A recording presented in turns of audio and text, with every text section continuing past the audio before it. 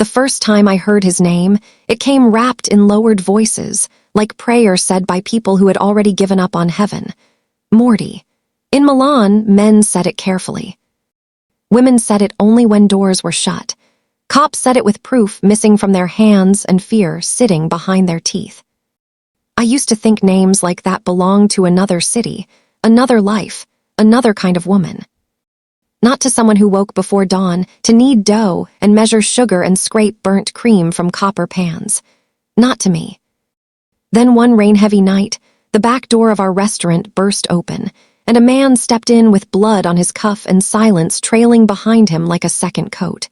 He did not raise his voice. He did not need to. Everyone in the kitchen froze except me. I had flour on my hands, a chipped espresso cup by my elbow, and no idea that the man watching me with those cold, impossible eyes could take apart my life as easily as breaking bread.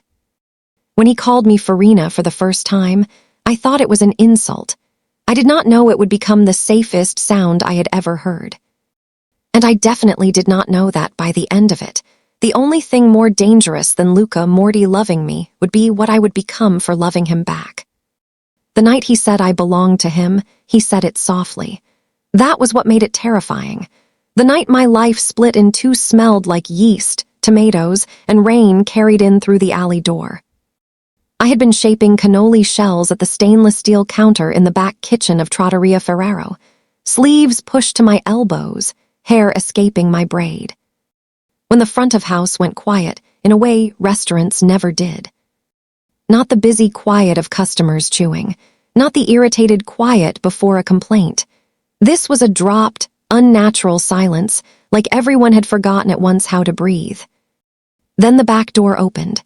Two men came in first, dark coats, hard faces, the kind of stillness that belonged to men who knew exactly where their hands would go if someone reached wrong.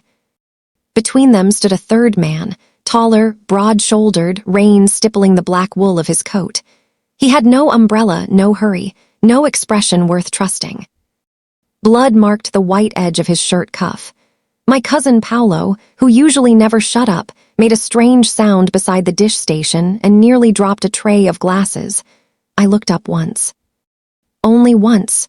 The tall man's gaze moved over the kitchen, over Paolo, over the prep cook pretending to become invisible, and landed on me. I should have frozen too. Maybe anyone sensible would have.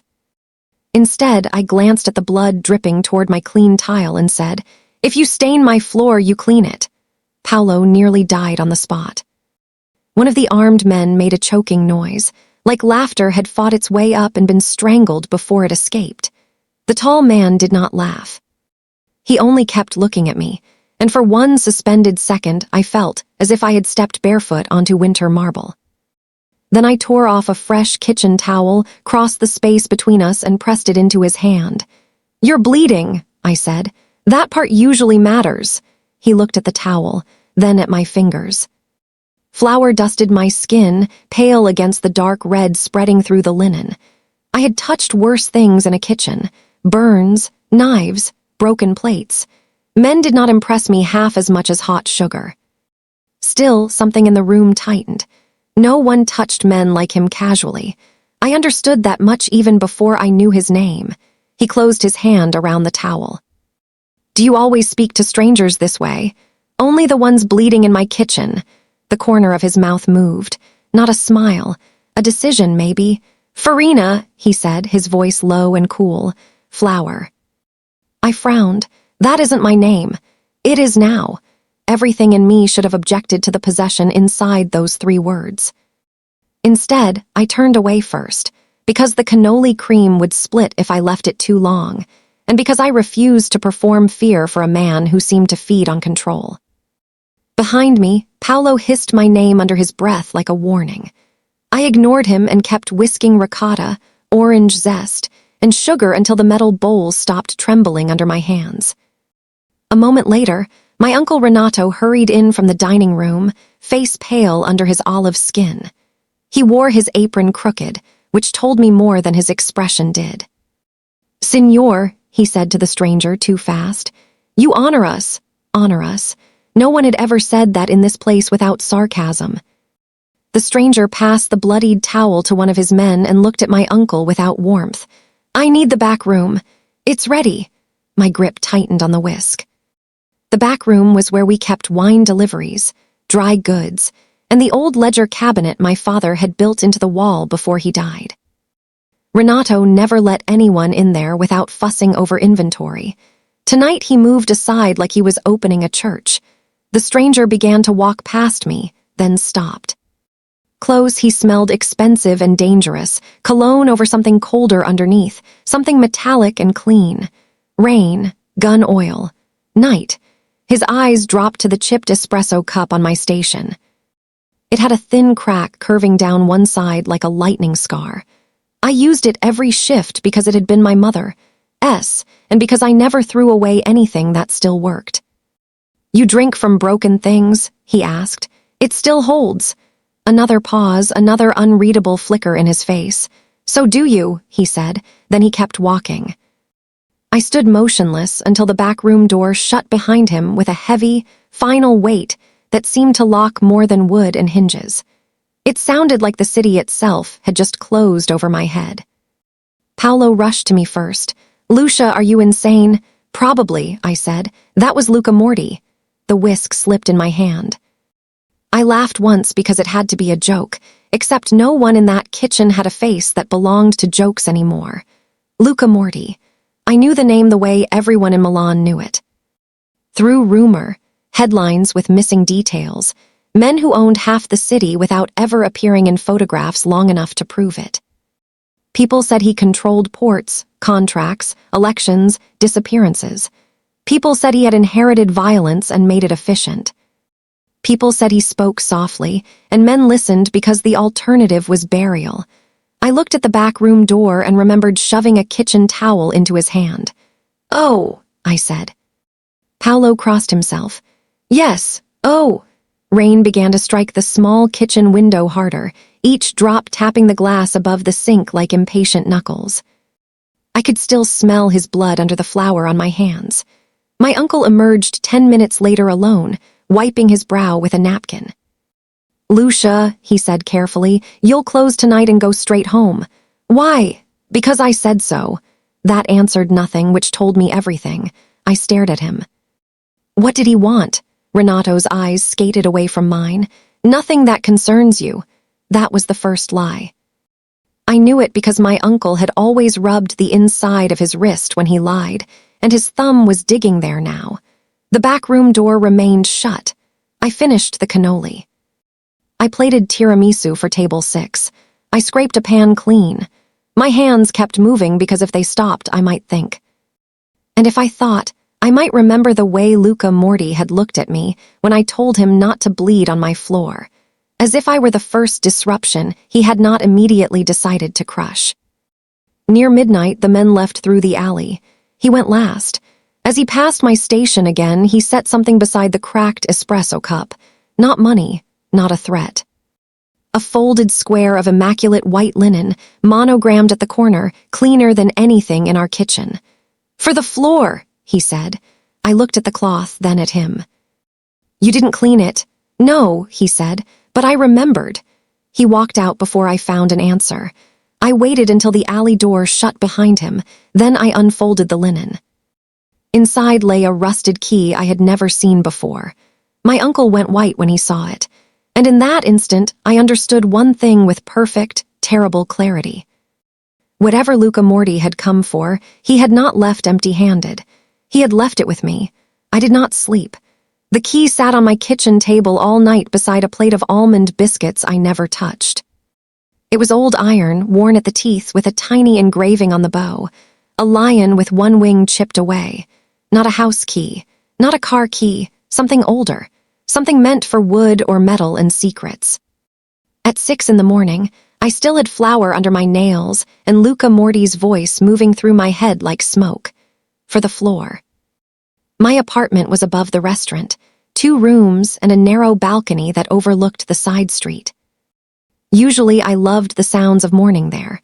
The newspaper stand unfolding its shutters, Vespas coughing awake, the flour seller arguing with everyone before 8. That morning every sound felt sharpened, too near, too easy to silence. I took the key downstairs with me because leaving it behind felt stupid. Carrying it felt worse. Trattoria Ferrero by daylight looked harmless. Red awning, chalkboard menu, lemon trees in cracked pots outside the door. By 11, we had office workers ordering espresso and mothers bribing children with pastries. My life should have snapped back into place the minute I tied on my apron. Instead, I found two men in dark coats at a corner table pretending to read newspapers badly. "Tell me those are not for us," I muttered. My uncle, polishing glasses no glass had asked to be polished, did not look up. "They're making sure we're safe." "From what?" He rubbed his wrist again. "Eat something, Lucia," which was not an answer, again. Around noon, a produce delivery arrived late, and with it came Tommaso Bellini, my uncle's friend's son, occasional supplier, and the most dramatic man in northern Italy. He swept into the restaurant carrying basil crates like a martyr hauling his own coffin. "I almost died on the tram," he announced to no one and everyone. "A woman opened tuna on public transport." "Tuna, Lucia, before noon. There is no law anymore." Tommaso was beautiful in a wasteful way. Thick dark hair, tragic eyelashes, mouth made for opera or lies. Today he wore a black silk scarf over a beige shirt and an expression suggesting the world had personally offended him. "You're late," I said. "I came despite suffering." He set down the basil and lowered his voice. "Why are there men with guns pretending to enjoy minestrone? They're not pretending very hard." One of the guards glanced over, expression blank. Tommaso leaned closer. "Is this tax fraud or romance? If it were romance, I'd choose better flowers." He pressed a hand to his chest. "Cruel." "While I'm already in pain." His specific pain this month was Giulia, a florist from Navigli who kept accepting free oranges from him and refusing to go to dinner. Tommaso spoke of her like she was a saint conducting a long experiment on his soul. I almost smiled. Almost. Then the front door opened and the room shifted again. Luca Morty walked in alone. He wore a charcoal suit this time, no overcoat, no visible blood. Sunlight from the street cut across his face and made him look less human, not more. People noticed him without meaning to. Conversations faltered. Cups paused halfway to mouths.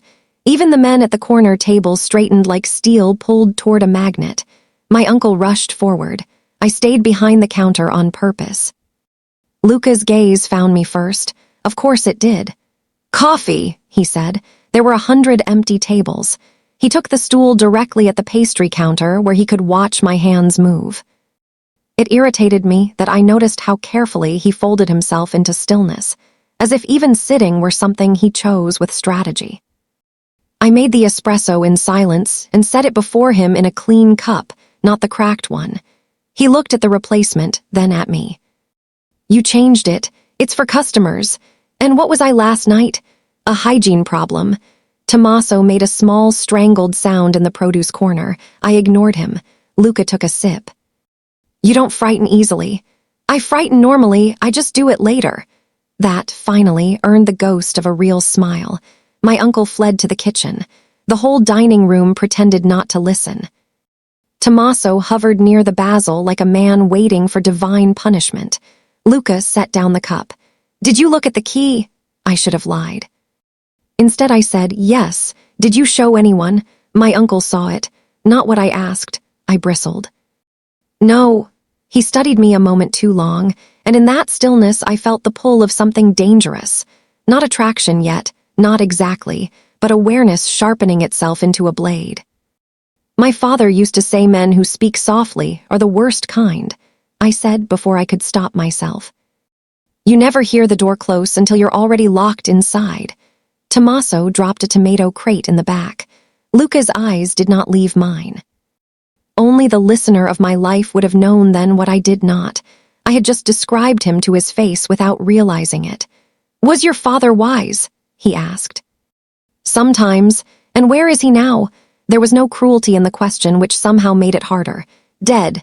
Something shifted behind his gaze, brief, buried, gone. He said, "Then perhaps you should listen to what he left behind." I leaned in despite myself. You want to tell me why the most feared man in Milan is asking me about an antique key? A beat passed. My uncle whispered, Lucia. Luca cut him off without looking away from me. Because if the wrong people learn you have it, they won't ask for it twice. The words settled cold in my stomach. Then take it, I said. I can't. Why not? His fingers tapped once against the saucer, controlled, impatient. Because it was left for you. That made no sense. My father had died 12 years ago in a warehouse fire no one explained properly. We had lost everything after. Debts. Shame. People lowering their voices when they said his name. Nothing had ever been left for me except bills and whispered sympathy. You knew my father? I asked. Luca did not answer. Instead he rose, placed exact change beside the cup, and turned toward the door. Something in me snapped. If your men are going to sit in my restaurant like gargoyles, at least tell me whether your boss is a coward. The room went dead. Tommaso whispered, Madonna, protect us. Luca paused with one hand on the door. He looked back at me over his shoulder, dark eyes unreadable. Only then did I understand, with hot humiliation climbing my throat, what the whole room already knew. I had just complained about Luca Morti to Luca Morti. His mouth curved once, slow and merciless. That depends, he said, on who is asking Farina.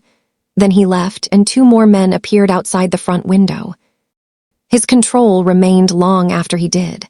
By the 3rd day, Luca Morti's protection had become impossible to pretend was temporary. Men rotated outside the restaurant in discreet suits and expensive watches, never eating, rarely speaking, always watching reflections as much as doors. Delivery drivers noticed. Neighbors noticed.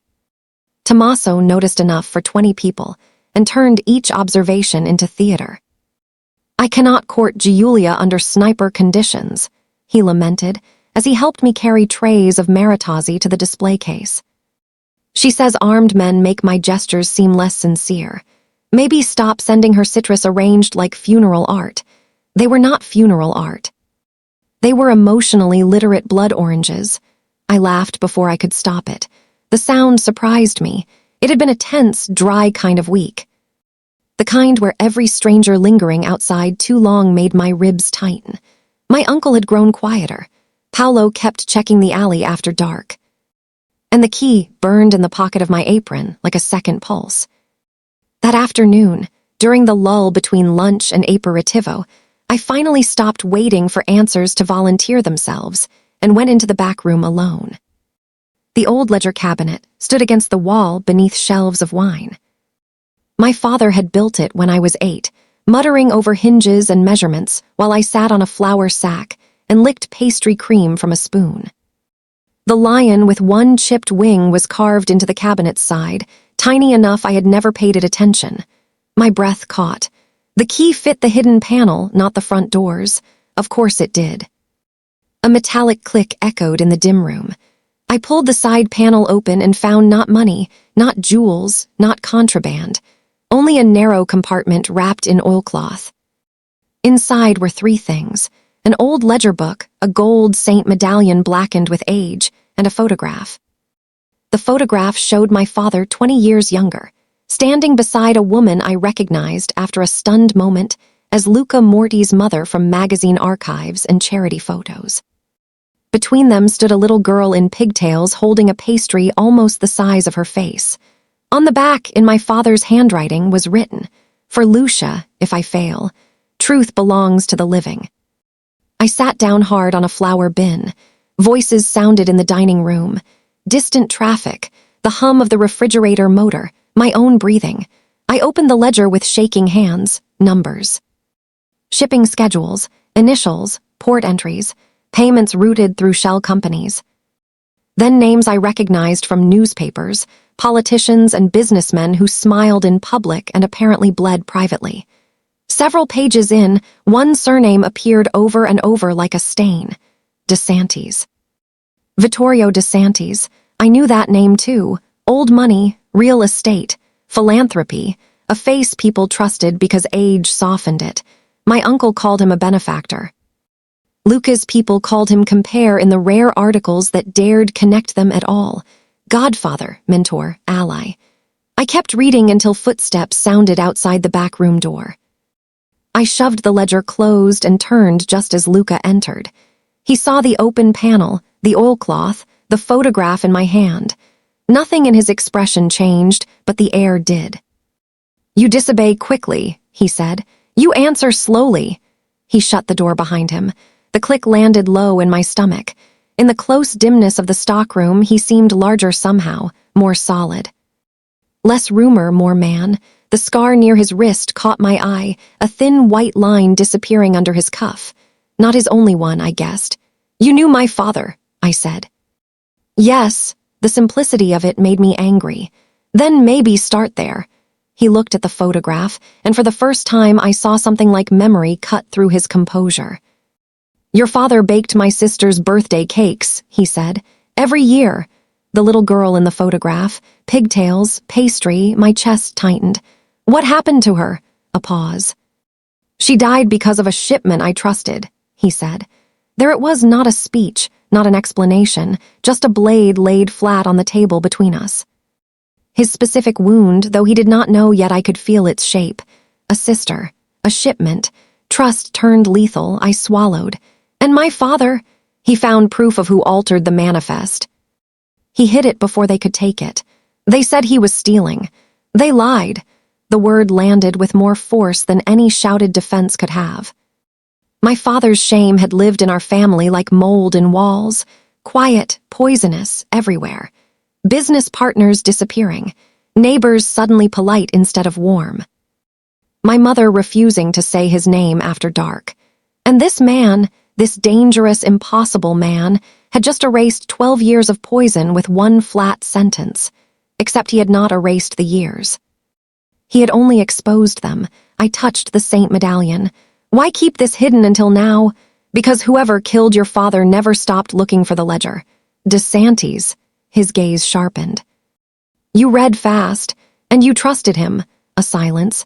Yes, that was the first real admission he gave me, and it cost him. I could tell by the tightness at the base of his throat, the stillness too carefully maintained. He had trusted the wrong man, and his sister had died for it. Now my father had died for knowing. The room felt suddenly smaller. "What do you want from me?" I asked. "The truth inside that ledger. You could have taken it. It was left to you." Again those words. Before I could answer, gunfire cracked outside. One shot. Then another. Luca moved before I understood what I'd heard. He caught my wrist, pulled me down behind sacks of flour, and covered me with his body as shouts erupted in the dining room. The weight of him pinned nothing and everything, solid heat, restrained violence, the scent of rain trapped in wool. "Stay down," he said. I should have been terrified of him then.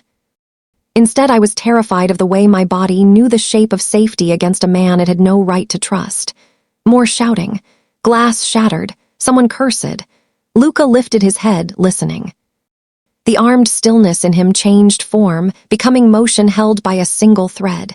He looked down at me once. "Do not move, Farina." Then he let go and went toward the gunfire. The external threat had finally found the door. After the shooting, the restaurant smelled like espresso, splintered wood, and fear. One of Luca's guards had taken a bullet through the shoulder near the front windows. Paolo had a cut on his cheek from flying glass. Miraculously, none of the customers had been hit, though 3 were crying, and one older man kept insisting he had always preferred quieter lunch service anyway. The police arrived late enough to be irrelevant and deferential enough to be insulting. Luca handled them with 6 measured sentences and 1 look. By the time the dining room cleared, I was scrubbing blood from tile with such force my knuckles hurt.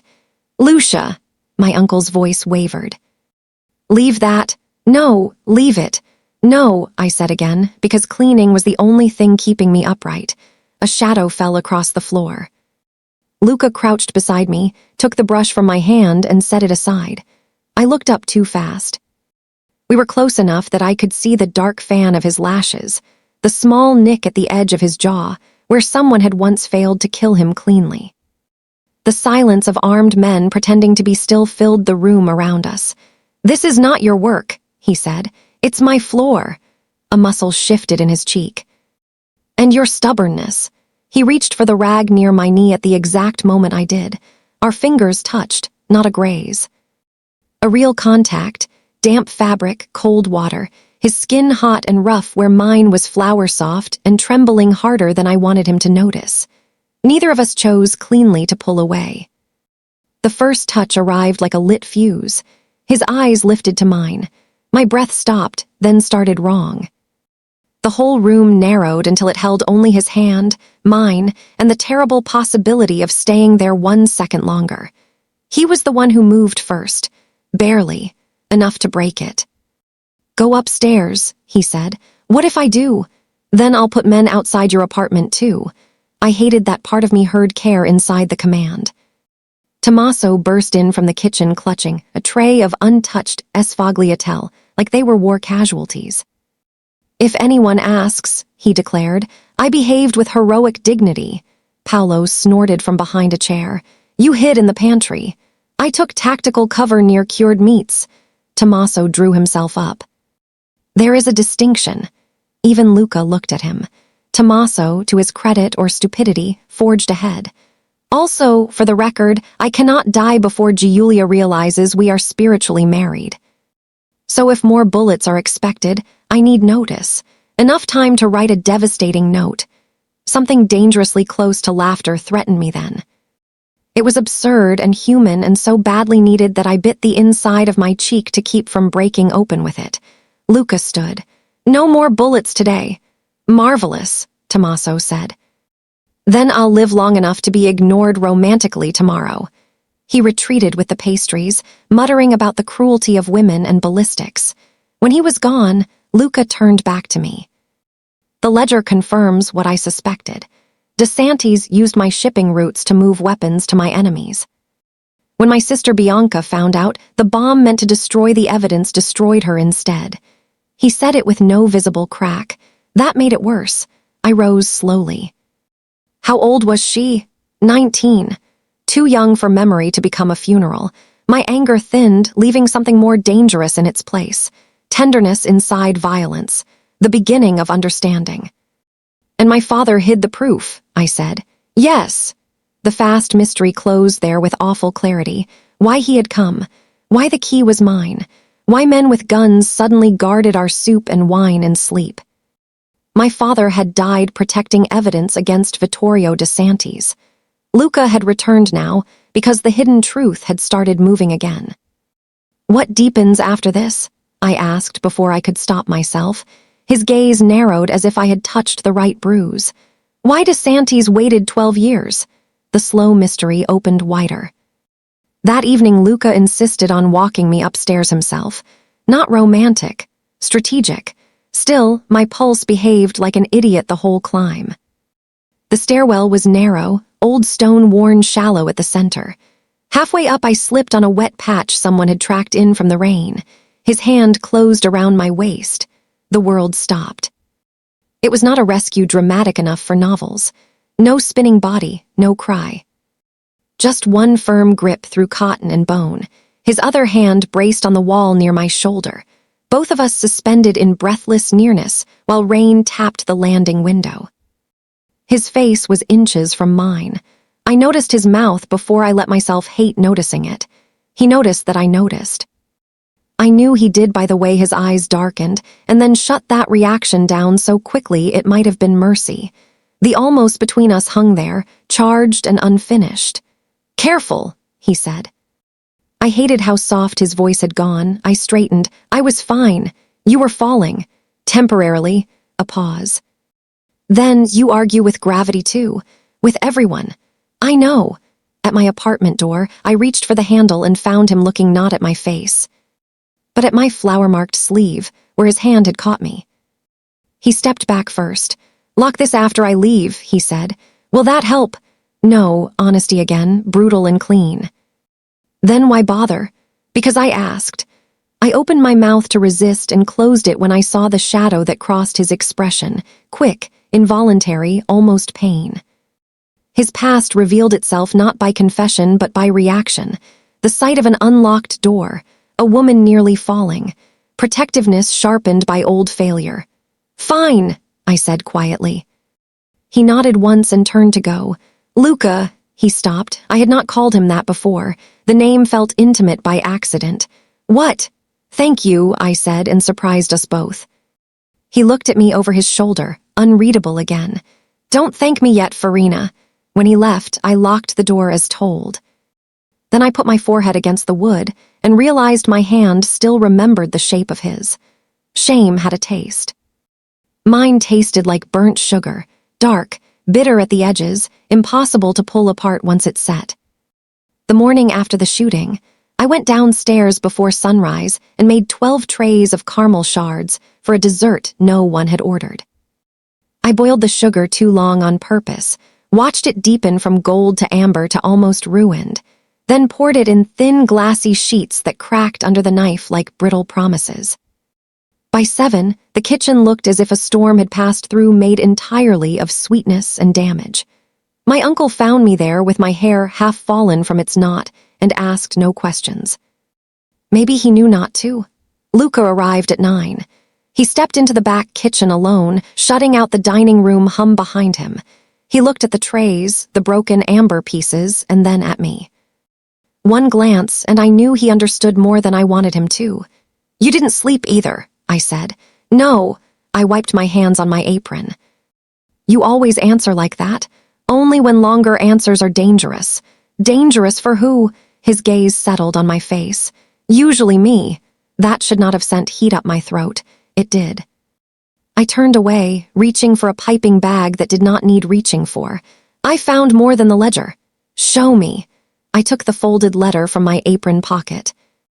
I had read it 3 times alone and still hated the shaking in my hands when I gave it to him. It was from my father, written the week before he died. "If anything happens," it said, "tell Lucia I was not stealing. Tell her I was afraid. I hid the book because Bianca was a child and because some men kill families to protect business.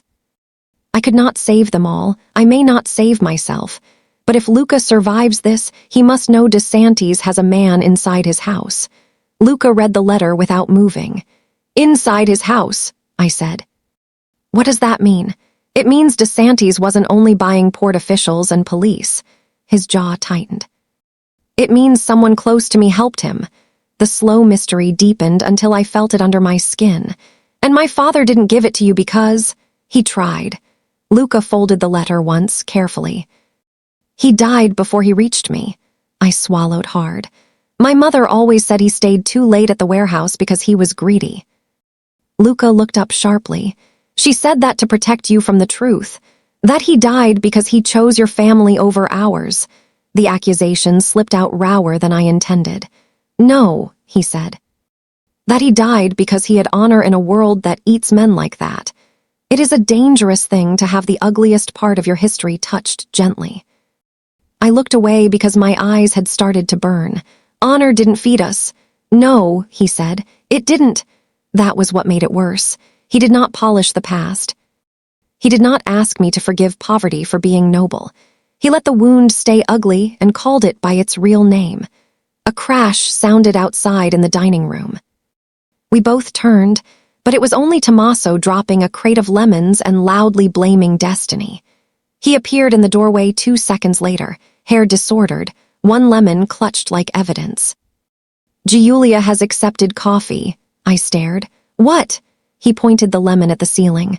"Not dinner, not a walk, coffee, but with a scarf I gave her, which means there are layers." Luca actually blinked. Tommaso noticed him, straightened, and added with dignity, "I understand if this is not the moment, but if anyone intends more gunfire, I need to know whether blue or black is more flattering for emotional resilience." "Out," I said. He left, muttering, "No one respects romance under pressure." The absurdity cracked the heaviness enough for me to breathe again. Then I said the thing I had hidden longest. "My father taught me to read numbers before recipes," I admitted.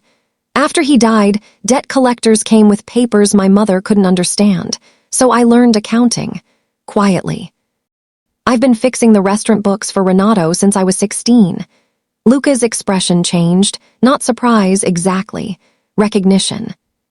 You can follow the ledger. Yes, better than most men I employ. I don't know whether that flatters me or insults them. It does both. My mouth almost smiled. He stepped closer to the steel counter between us and slid the ledger open to the columns marked with coded initials. I moved beside him without thinking. Too close. Close enough that his sleeve brushed mine once, accidental and devastating. He pointed to recurring entries routed through food import fronts. I traced the numbers, matched dates, saw the patterns snap into focus. Weapons disguised within olive oil shipments. Insurance claims filed before losses. Money siphoned through restaurants DeSantis quietly owned.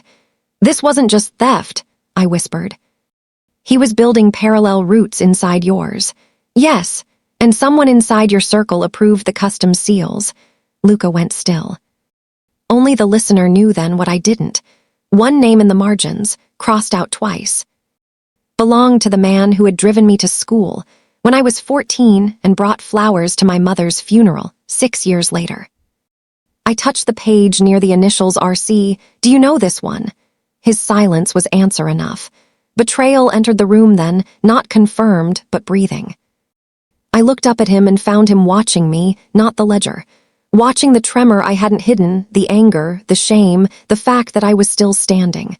What? I asked. You surprise me, he said. That can't happen often. Not anymore. The way he said it turned the space between us tender without permission. For one reckless second, I wanted to ask whether he had ever been seen properly by anyone after Bianca died. Whether he remembered what it felt like not to be obeyed, but understood. Instead, I said the wrong thing because that was what I always did when truth came too close. You should have found this without me. His face cooled a degree. Probably. I hated myself immediately. He closed the ledger. Tonight you come with me. My head jerked up. Where? To a house DeSantis believes I no longer use. We'll review every page somewhere safer. I'm not leaving Renato alone. I'll leave men here. I don't want men here. That stopped mattering when your father hid evidence under your floorboards. I opened my mouth. He leaned in just enough to stop me with presence alone, not touching, worse. Lucia, he said quietly. If I lose you because I gave you a choice you did not understand, I won't forgive either of us. The sentence hit like a confession wearing armor. He stepped back at once, as if he had said too much. And for the first time, I was no longer afraid of him. I was afraid of what happened to me when he looked at me like that. The ambush happened before we reached the car. Luca had sent 2 vehicles and 4 men, enough to make the alley behind the restaurant feel like a private war wearing a tailored suit. I locked the kitchen, hugged my uncle too quickly, and told Tommaso to stop making funeral faces because I was not dying before he got his coffee date. She moved it to tea, he said bleakly. This is emotional instability. Then his eyes landed on Luca and he added in a whisper, If I perish, tell Giulia I was layered. You're not perishing, I said. That is exactly what people say before chaos. Chaos answered him on cue. The first shot came from the roofline, a clean crack through evening air. One of Luca's men shoved me down behind a stack of produce crates as glass exploded overhead. The second shot hit the car window. The third found flesh. Someone cursed, someone fell, and then everything became motion. Luca turned into violence so fast it barely looked human. He caught my arm, dragged me into the narrow cover between the wall and the car, and shielded me with his body while his men returned fire. The alley filled with deafening echoes, with the stink of gunpowder and wet brick. My cheek slammed against his chest. Beneath linen and muscle, his heart hammered once hard, then seemed to go cold and precise. Stay behind me, he said. A man rushed the alley mouth from the street, gun raised. Luca fired without hesitation. The man dropped so suddenly, I didn't understand for a full second that he was dead. Monster, some buried, sensible part of me whispered. Mine, something more dangerous, answered from nowhere at all. He moved me again, one hand splayed between my shoulder blades, guiding and commanding at once. Another attacker came over the side wall, Luca met him with the flat brutality of a man who had been forged by loss into efficiency. No grand speech, no rage shouted to the sky, just action. Final and absolute, I saw then what lived under his calm, not cruelty for pleasure, cruelty as a tool sharpened by grief. One of the shooters got too close. Luca lunged, and in the blur of bodies, his sleeve tore back enough for me to see a burned scar circling part of his forearm. He reacted to the sight of flame from a tossed Molotov with a flash of something wild in his eyes, not fear exactly, but remembered fire. Bianca, the bombing, wounds kept alive by sound and heat. A hand clamped over my mouth from behind. I bit hard, tasted blood, and drove my elbow back the way Paolo had taught me when we were teenagers sneaking home too late. My attacker grunted. I twisted, grabbed a broken bottle neck from the ground, and slashed wildly. He recoiled long enough for Luca to see him. The man did not finish his mistake. After that, there was only ringing silence and the slick sound of rain beginning again. Luca turned to me so abruptly I flinched. His face was spattered with someone else's blood. His breathing was ragged for the first time since I had known him. When his hands touched my shoulders, they were shaking. "Are you hit?" "No, show me." "I'm fine." "Show me." I did. Arms, ribs, throat, trembling fingers. Whole. He looked anyway, palms sliding once down my sides in a check so intimate it nearly undid me. Then he closed his eyes. For one impossible paragraph of time, I knew his mind without him speaking it. He had seen too much blood in places that should have held ordinary life. He had buried a sister because he trusted the wrong man. He had sworn never to let softness stand within the blast radius of his world again. And still this flower-handed woman had told him not to drip on her tiles, had handed him a towel like he was only a man and not a city's fear made flesh. That was why her. Because she had not looked away, because she had kept working, because she had offered something ordinary when his whole life had become violence. When he opened his eyes, the feral edge remained. "Get in the car," he said. I didn't move. I should have. Instead, I touched the torn edge of his sleeve near the scar. "This is what happened to your arm," I said softly. He went very still. "Fire," he answered after a moment. "The same night Bianca died." The tenderness in me arrived without permission. So did the terror. He caught my wrist and lowered my hand, but he didn't let go. "This ends now," he said, voice low enough to belong only to me.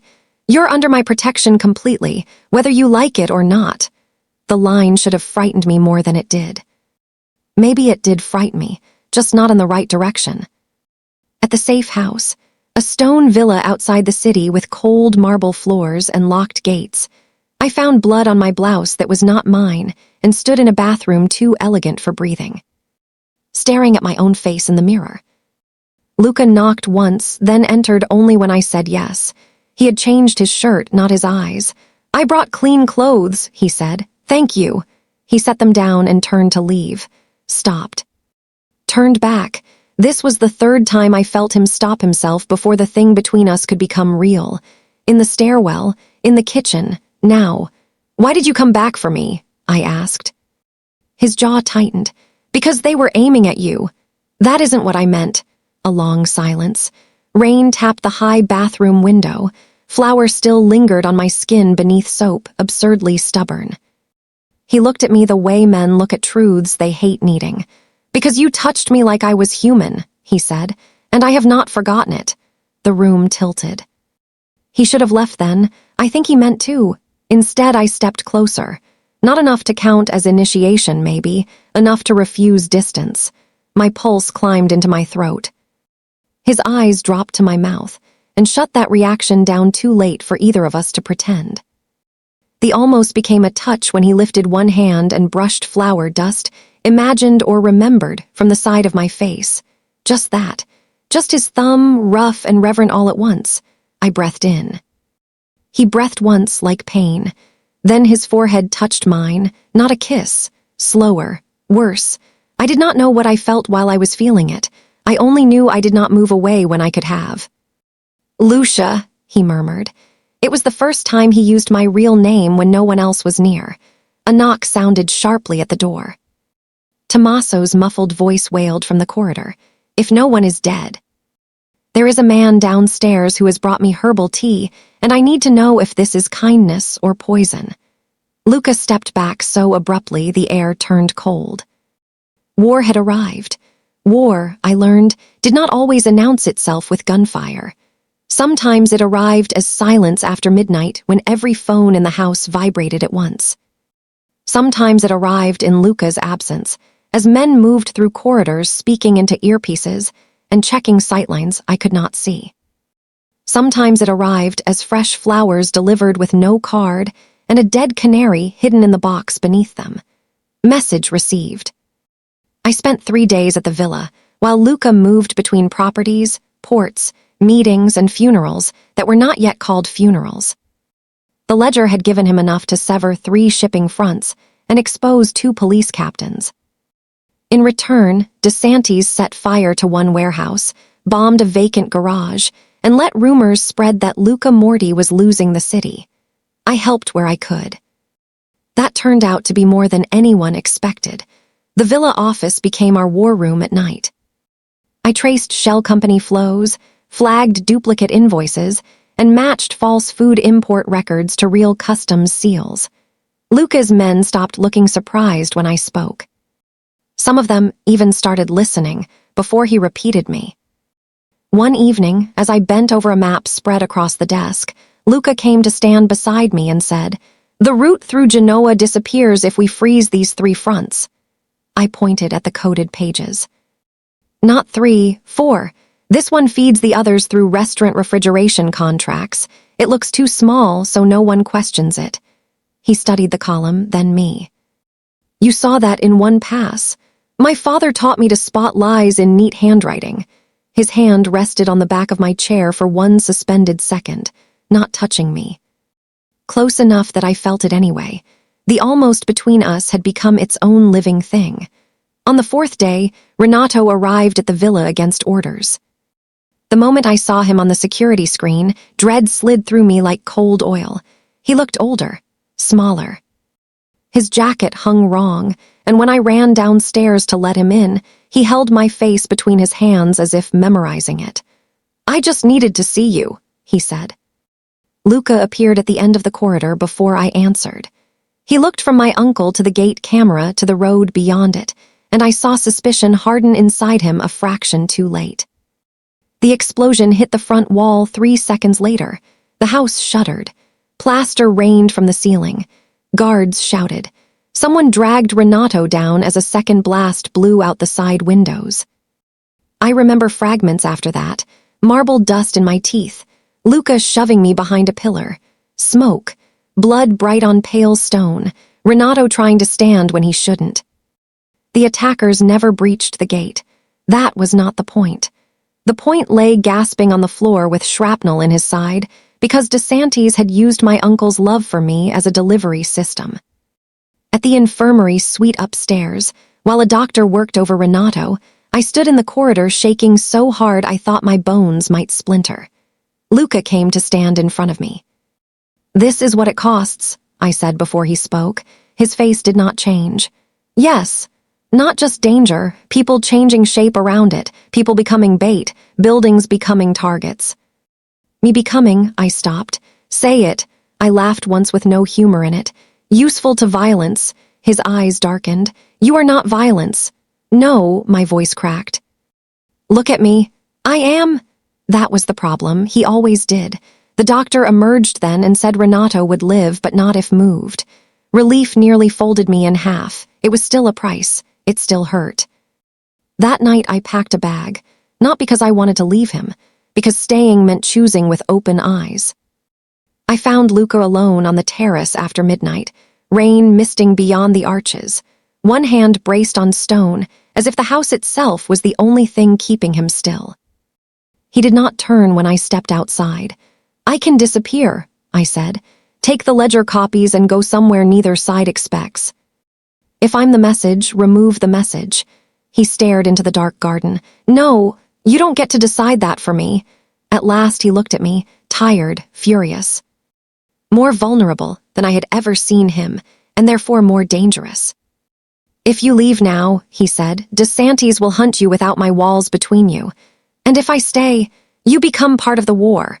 There it was, the real exit point, open, brutal, and mine. I thought of my father dying with truth hidden in wood. My mother protecting me with lies that rotted our lives anyway. Renato bleeding on marble because love could be weaponized. I thought of Luca holding himself back from me as if restraint were the only gentleness he trusted himself to offer. I was already part of it, I said. I just didn't know. Rain tapped the terrace rail. Somewhere inside the house, a clock struck 1. I can't stay as cargo, I went on, or as a hostage with nice sheets. If I stay, I choose the work. The truth, the cost. His throat moved once. And if you choose to go, he said, every word controlled to the point of pain, I will still put half this city between you and danger. I believed him. That was the worst of it. I stepped closer, close enough to smell his cologne over the storm. I'm staying. Something in his face shifted then, not triumph, not relief, something heavier. Respect, maybe, fear, maybe, the knowledge that choice binds harder than captivity ever could. It will cost you, he said. I know. You may hate me before it ends. I know. His hand lifted like he meant to touch my cheek and stopped in the air between us. The 4th time he stopped himself. I won't survive hating you, I said before I could drag the words back. He looked at me as if I had struck him somewhere no one else knew existed. Neither of us kissed the other.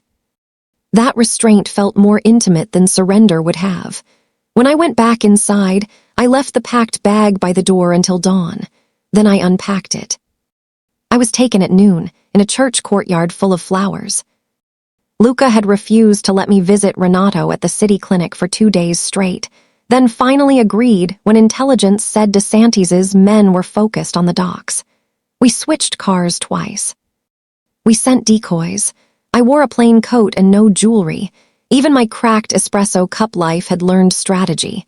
It did not matter. The wedding party crossing the courtyard had white roses, crying children, and 6 armed men disguised as cousins. They hit fast and professionally. Flash smoke, screaming guests. A bodyguard shoved me toward the clinic entrance and took a bullet meant for my spine. I ran 3 steps before someone seized my coat collar hard enough to choke me.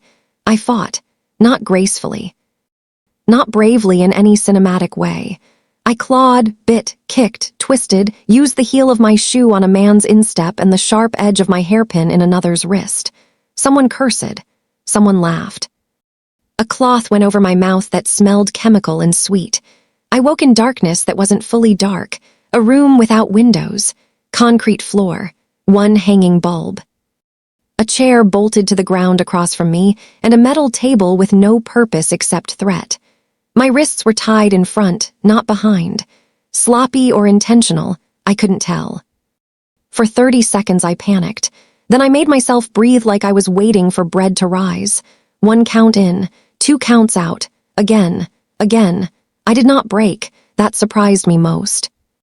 The door opened after what could have been an hour or a lifetime. Raphael Conti came in carrying a glass of water. I stared at him. Raphael had been in my life since childhood in the way certain men drift around family businesses without belonging fully to family. He drove produce runs, fixed broken locks, brought my mother lilies after funerals, taught me how to ride a scooter in an empty lot when I was 15. Luca trusted him with house access and route schedules. I knew that because I had seen his initials in the ledger and refused to believe them. RC, of course. He set the water down. Lucia! The betrayal had weight because trust had history. I liked you better when you pretended, I said. A brief smile touched his mouth and died. I did not want it to be you. Then let me go. That was never available. No villain's speech. No dramatic unveiling. Just a tired man with ruined choices and a gun at his back somewhere in the building. That made it uglier. Why? I asked. He looked at the bulb, not me. Because Luca Morty inherited a kingdom from a father who thought loyalty was birthright. Men like me were useful until we were. DeSantis paid in certainty. You sold Bianca for certainty. His eyes shut once. So that wound struck true. "Not Bianca," he said. "A root. I thought it would scare Luca into negotiation." I didn't know the bomb had been moved. "You still stayed." "Yes." The slow mystery resolved there, not with fireworks but rot exposed to light. The trusted man inside Luca's house. The one my father had tried to name. The one who had chosen money and grievance over children and truth. Tears burned my eyes. I hated them. "My father knew," I whispered. "He knew enough. And you killed him," Raphael's silence answered. I had imagined this moment before without knowing I was imagining it. Rage. Screaming. Some clean hatred to hold like a blade. Instead, I felt grief so large it nearly emptied me. He slid the water closer. "Drink." I did not. "Luca will burn the city to find you," he said. "DeSantis thinks that makes him predictable. And you?" "I think grief makes men inventive." The door opened again. Vittorio DeSantis entered with the faint smell of expensive soap and old paper. He was exactly what powerful rot should look like. Silver hair, elegant suit, grandfatherly face that might have belonged to a banker or bishop if not for the eyes. Those were not old. Those were patient. "My dear Lucia," he said, as if arriving late to lunch. "Your father was always terrible at choosing sides." I said nothing. He circled the room slowly, hands behind his back. "Luca confuses possession with devotion. Men like him always do. It makes them weak." That was the only thing he misjudged. He stopped in front of me. "If you tell me where the original ledger is, this ends without more funerals." I thought of Bianca at 19, my father, the guard in the courtyard, Renato on marble. Luca holding the whole city together with restraint and grief. Then I thought of the cracked espresso cup that still held. I looked up at Vittorio DeSantis and smiled with all the sweetness I could fake. "If you knew how to end anything," I said, "you would have done it 12 years ago." His hand struck me hard enough to split my lip. The room rang. I tasted blood. Raphael flinched. Good, I thought wildly. Let him live there. After DeSantis left, Raphael crouched in front of me with a cloth. I turned my face away. "Lucia, did my father beg?" He froze. That was answer enough.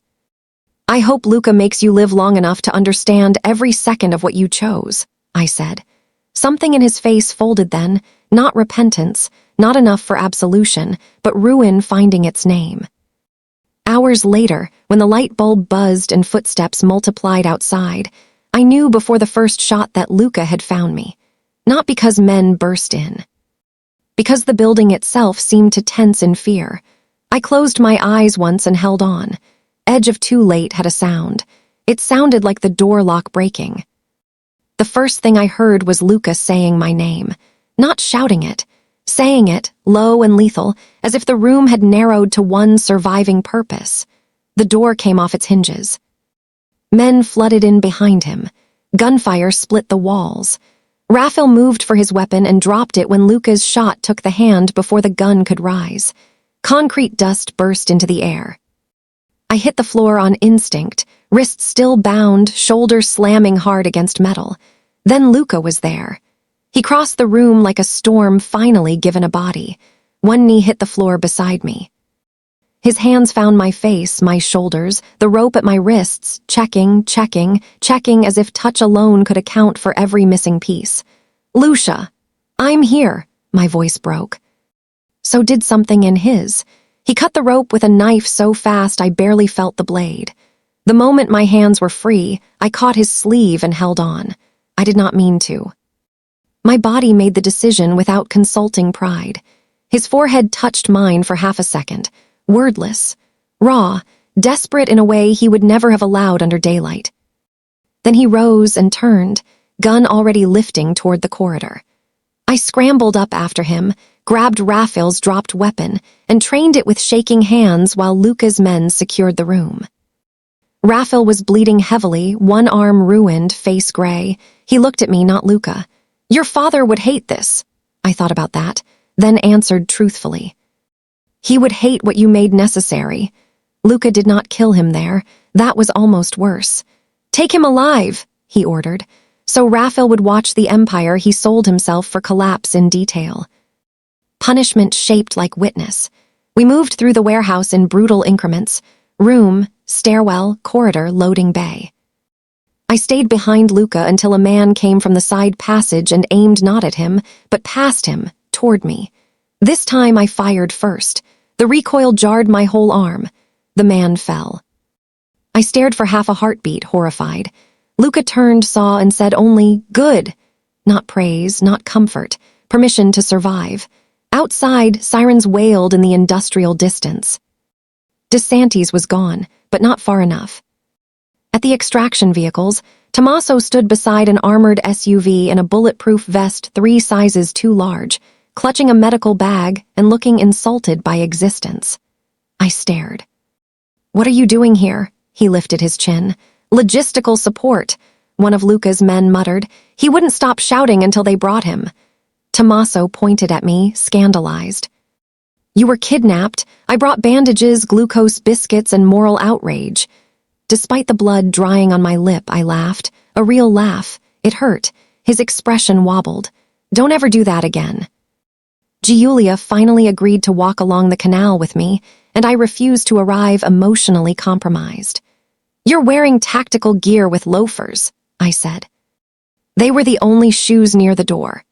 In the black hour before dawn, with smoke behind us and death still close enough to smell, his absurdity made the darkness human again.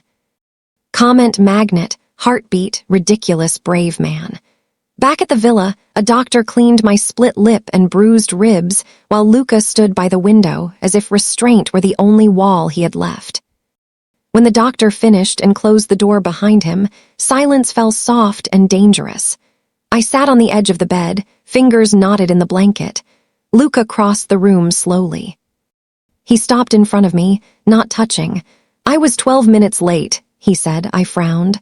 "What?" "I reached the church 12 minutes after your car left the route." The cost in his voice gutted me. "You found me. 12 minutes." He was not speaking about today anymore. He was speaking about Bianca, about arriving after the irreversible, about clocks becoming verdicts. I rose because sitting beneath that much pain felt wrong. "Luca," his hands closed around my arms, careful despite the force under them. "If I had lost you—" He did not finish. He did not need to. I put my palm against his chest. His heart was wild, so was mine. "This wasn't only you," I whispered. "I stayed alive." His eyes burned into mine. "I know." That was what made the rescue ours, not his. The almost ended there. He kissed me like a man who had denied himself too long and still feared his own hunger. Slow first. Reverent, almost disbelieving. Then deeper when I didn't pull away. My hands found his shoulders because I needed somewhere to put the force of feeling I could not name while inside it. He made a rough sound against my mouth and broke the kiss himself, breathing hard, forehead against mine. This time when he stopped, it was not from restraint alone. It was from awe. "Farina," he said, and the nickname had gone gentle. I touched the scar at his wrist. "Is he the last one?" His face hardened. "No." Final villain still visible, still breathing. That same morning, intelligence placed DeSantis at one of his lakeside estates with 2 surviving captains and a convoy prepared for Switzerland. "He'll run," I said. "No," Luca answered.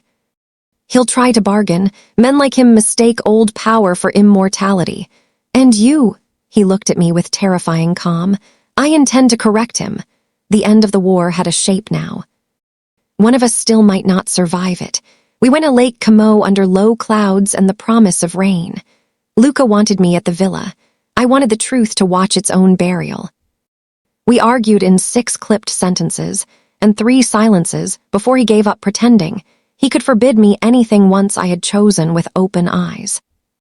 So I sat in the back of the armored car beside the ledger copies, a fresh bandage at my ribs, and watched the city bleed into water and old estates. DeSantis's house stood above the lake behind stone walls and wrought iron gates shaped like lilies. Specific luxury, Luca had once said, tells you more than opulence ever will. The lilies were his late wife's favorite flower. He had kept them forged in iron after she died. That one detail made the whole place colder. The assault was not cinematic. It was planned. Luca's men cut power first, then cameras, then the West Gate hydraulics. 2 teams moved through the gardens while a third blocked the road. I stayed in the secondary command room with Paolo, 2 guards, and a radio that kept spitting clipped updates like pieces of weather. Then the east flank collapsed. Not ours. His. Raphael had talked. More precisely, Luca had made sure he understood exactly how DeSantis planned to discard him once escape routes were gone. Self-preservation finished what remorse never could. He gave names, tunnel access, bunker codes. The old empire came apart through the mouth of a man who had helped poison it. Gunfire started in the lower gallery. I heard Luca's voice twice on comms, both times calm enough to frighten me more than shouting would have. Then silence. Then Paolo swore and changed channels. What? Nothing. Paolo. He looked at me, saw I would not be lied to, and exhaled. There's a barricade near the archive hall. He went through first. Of course he had. I stood before anyone could stop me. The house interior smelled of smoke, old books, and expensive fear. Somewhere glass shattered. Somewhere men yelled in Sicilian. I moved down the corridor with 1 guard at my shoulder, each step making my ribs protest. The archive hall lay ahead through carved walnut doors thrown open wide. I saw Luca there with blood soaking his left side. Everything in me went white. He was still standing. Barely. 1 hand braced on a pillar, the other lifting his gun toward DeSantis, who had retreated behind a marble desk with a small pistol and a face finally emptied of grandfatherly pretense. You always were your father's bluntest mistake, DeSantis said. Luca did not answer. He advanced 1 more step. A second gunman emerged from a side alcove, aimed straight for Luca's exposed back, and I did not think. I fired. The man dropped before he could pull the trigger. DeSantis turned toward me in shock, and that heartbeat was all Luca needed. He crossed the distance and drove him down over the desk with a violence stripped utterly bare. No monologue, no pleasure. Just finality. When it was over, Vittorio DeSantis lay still among scattered papers and shattered glass, his Iron Lily kingdom reduced to a body cooling beside records that would damn half his allies by sunset. I ran to Luca. Blood spread warm through my hands when I pressed his wound. Not catastrophic, the medic would later say, a through-and-through above the hip, painful, dangerous. Survivable if treated quickly. At the time, survivable felt theoretical. He looked down at my hands, then up at my face. You came anyway. You're bleeding on another floor, I said, voice shaking. Somehow, unbelievably, he almost smiled. Boss, Paolo shouted from the doorway. Medics now. Luca caught my wrist before I moved aside. His grip was weaker than usual, and that terrified me more than blood. It's over, he said. I looked at DeSantis, at the room, at the men coming in. At the papers fluttering under broken glass like dead birds. Yes, I whispered. Loss still waited. 2 of Luca's men died before afternoon. The guard shot at the church did not recover. Renato would walk with pain the rest of his life. Raphael lived to testify, which some people called mercy and I did not. Bianca remained dead. My father remained dead. Endings were not clean just because villains stopped breathing. At dusk, when the medics had stitched Luca, and the estate was crawling with police finally brave enough to arrive after the danger had chosen sides, I found a quiet room overlooking the lake and sat alone. Luca joined me an hour later, slower now, 1 hand pressed absently to the dressing beneath his shirt. He looked different, not softer, not cured, but changed in the way metal changes after fire. Same substance, altered structure. Chapter 1's man had been all control, all sealed doors. This one had bled in front of me, trusted me with action, let me stand in the last violence beside him. He lowered himself into the chair opposite mine and exhaled. I had a ring in Bianca's things, he said after a long silence. Our mother S. I kept it because after she died I could not bear to give any part of the family away, even to the future. I waited. Today I realized keeping things is not the same as protecting them. The cost him was not just blood. It was the architecture of grief he had lived inside for 12 years. I reached across the small table and laid my hand over his. He turned it over and held on. Night gathered outside over the black water. Inside, among the honest wreckage, we mourned what had made us. It was over. 3 days after Vittorio De Santis died on his own marble floor, I went back to Trattoria Ferrero and found the front window still cracked in the corner where the first shooting had kissed it. The glass had been repaired enough to hold, not enough to forget. That felt honest. The restaurant smelled of bleach, sawdust, simmering stock, and fresh paint where Paolo had patched the wall badly and then argued that texture was rustic. Chairs were upside down on tables. The red awning outside had been cleaned, though one edge remained sun-faded and stubborn. Renato sat near the register with a cushion behind his back and a doctor's list of forbidden movements he had already ignored twice before noon. "Don't lift that," I told him, taking a crate of lemons from his hands. "I was adjusting it. You were lifting it. Semantics." He looked thinner, older. Mortal in a way I had spent my whole life pretending uncles were not. I set the lemons down and kissed his forehead before he could complain. The city had not gone quiet since Como. Newspapers were feeding on the story with greedy mouths. Old alliances, port corruption, political arrests, Morty influence, De Santis fraud. Every morning seemed to bring another photograph of a man in a suit leaving a courthouse with his face covered and too much guilt showing in his shoulders. And my father's name had returned with them. Not clearly, not kindly. Some reports called him a deceased accountant tied to smuggling routes. Others called him a former employee under suspicion whose records had become relevant to the investigation. Relevant, suspicion. Dead men were always easiest to stain because they could not interrupt. By the second article, I had stopped reading with coffee and started reading like it was punishment. By the fourth, Luca took the papers away from me.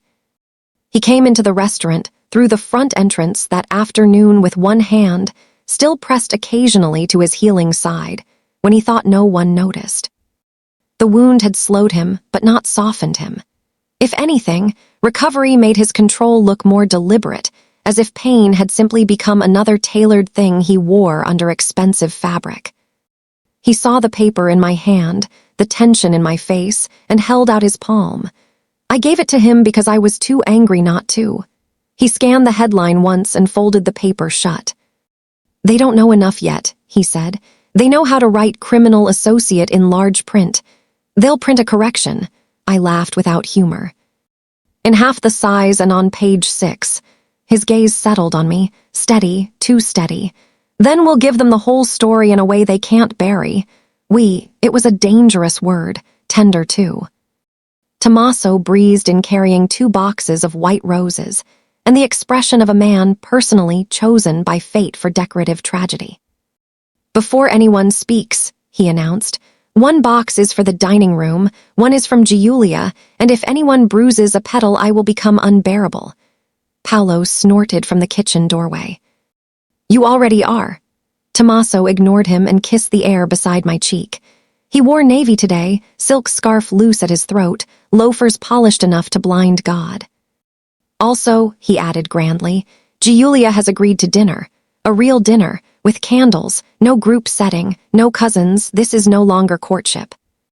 "This is diplomacy," Renato murmured. "Miracles are alive." Even Luca's mouth threatened movement.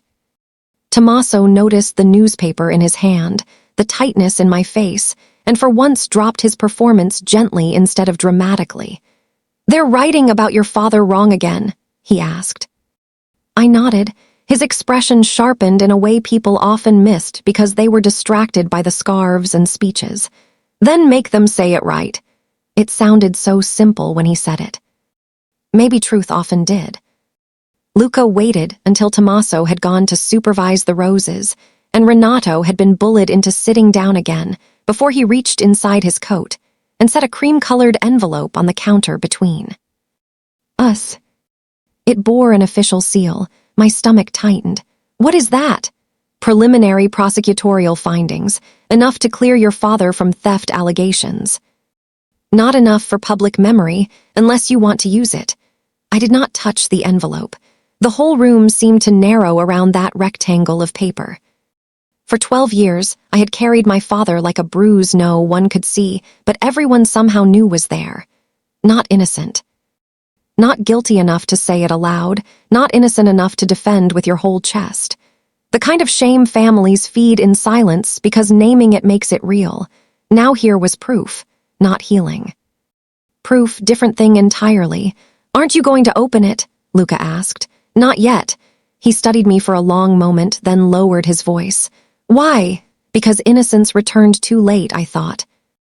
Because I had learned to live around the wound and didn't know what I would be without it. Because some part of me had been angry at my father for years, and now I would have to look directly at the fact that he had died trying to do something good, while I was down here learning to resent him for leaving us poor. Instead I said, if I open it, then it's real. It's already real. Yes, I whispered, that's the problem. Silence held for a beat. Then Luca said, come upstairs. I'm working. You're hiding. I looked up sharply. You don't get to say that like you invented it. No, he said evenly. I only mastered it. That shut me up in the most infuriating way possible. I followed him anyway. My apartment above the restaurant still looked like the life I had before all this. Small table, narrow balcony, canister of sugar by the stove, my mother's cracked espresso cup drying beside the sink. But now Luca's presence filled it too easily, as if danger had learned the shape of domestic rooms and decided it liked them. He closed the door behind us and remained near it, giving me space that felt far more intimate than nearness. I opened the envelope with careful fingers. Inside were copies of statements, shipping records, corroborating testimony. A summary of seized communications, tying DeSantis and Rafael Conti to falsified accusations against my father after his death. There it was in formal language and official ink. No evidence supports theft by Matteo Ferrero. Evidence instead indicates he attempted to preserve incriminating records. My vision blurred. I sat down because my knees had stopped negotiating. For a few seconds I could not speak, could barely breathe. Luca did not move toward me. He let the grief come without trying to manage it. That, more than comfort might have, nearly undid me. I hated him sometimes, I said at last, staring at the page through tears I refused to wipe yet. After he died. For leaving us with debts and whispers, and my mother breaking in half one bill at a time. I hated him for not explaining. And then I hated myself for hating him, because maybe he had stolen and maybe he hadn't, and either way he was dead, and I was still hungry. My voice cracked on the last word. The shame in it was old enough to have roots. Luca crossed the room then, but slowly, like one approaches something wounded and proud. He crouched in front of me, not touching, his eyes level with mine. You were a child, he said. I was old enough to know what people were saying. You were a child, he repeated, quieter, harder. Children believe the version of grief that lets them survive. I looked at him, really looked. There was no pity in his face, no soft, false nobility, only recognition so exact it hurt. What version did you believe? I asked. Something dark flickered through him. A room opened and did not close in time. That if I became harder than what killed Bianca, he said, nothing would ever take from me again. The words landed low and clean. And, I whispered. And I became something men feared before I became something my dead could have forgiven. There it was, his shame at last, not the violence itself, the shape it had made of him. A man who could command an army with a glance and still stand in my apartment like he had no idea what to do with one grieving woman and a table too small for both our ghosts. I set the papers down. When I first met you, I said, I thought you were made of doors closing. His mouth curved faintly. Accurate. I don't think that anymore. No, I shook my head. Now I think you're a man who learned to lock every room because one of them burned. For the first time since I had known him, Luca Morti looked struck silent, not because I had accused him. Because I had seen him. It changed the air between us. He reached out then, slowly enough to stop, and laid his palm against my cheek. Warm, careful, no force in it at all. You make it difficult to remain what I was, he said. Good. A breath that could almost have been a laugh left him. I leaned into his hand before pride could interfere. Below us, a tray clattered, and Tommaso announced to somebody that flowers had emotional architecture. The ordinary sound of it made my throat tighten unexpectedly. I want to reopen tonight, I said. Luca's thumb stilled against my skin. Tonight? Yes. You need more time. I've had 12 years of time. His eyes searched mine, measuring whether this was stubbornness or truth. It was both. He knew that, so did I, and the papers, he asked. I'll speak before service. You don't have to. I know. That was why I could. He started to lower his hand. I caught his wrist. The scar there rested pale against my fingers. I'm still ashamed, I admitted. Of what? Of how easily people can make a woman feel contaminated by what was done around her, by the debts, by the gossip, by you. He did not flinch. And I'm tired of swallowing it like medicine. Something fierce and quiet moved through his expression. Respect, maybe. Hunger too, but not the kind that consumed, the kind that recognized. Then don't, he said. That evening I tied on my apron again. And for the first time in years, my father's name felt heavy in my hands for a reason that was not ruin. By 6 o'clock, Trattoria Ferrero smelled like yeast, rosemary, citrus peel, frying aubergine, and nerves. We reopened with half the wall repainted, the front window fixed, the tables polished, and the entire neighborhood pretending not to notice two discreet men in dark coats, posted across the street like part of the evening architecture. The chalkboard menu had been rewritten twice, because Paolo's handwriting looked criminal even when innocent. Tommaso arranged Giulia's white roses in narrow glass bottles and then rearranged them 3 more times under the pretense of artistic tension. They must look effortless, he said, stepping back. They look terrified, I told him. That is because you don't understand floral vulnerability. Giulia herself arrived 10 minutes later with flower on one sleeve from her own shop, and a look in Tommaso's direction that was so fondant. Made him forget 3 prepared speeches and greet her like an actual human being. Which was, perhaps, the greatest miracle of the season. She hugged me first. For luck, she said. For the flowers, for the courage. Then she glanced toward the window where one of Luca's men stood speaking quietly into an earpiece and added, The flowers are for balance. Fair. By 7, the first customers began to arrive. Some came because they loved us. Some came because gossip tastes better with wine. Some came because Milan can smell scandal from 3 streets away and likes to eat beside it. I stood behind the pastry counter in a clean apron with my hair braided tight and my father's exoneration papers folded in my pocket like a pulse. Luca did not come inside. That had been my choice, and he had honored it with the kind of restraint I was starting to understand cost him more than violence ever had. He waited across the street in a black car I pretended not to notice and felt the shape of constantly. At 7:15, before the room filled completely, I stepped out from behind the counter and tapped a spoon lightly against a glass. The murmur of the dining room thinned. My uncle went still behind the bar.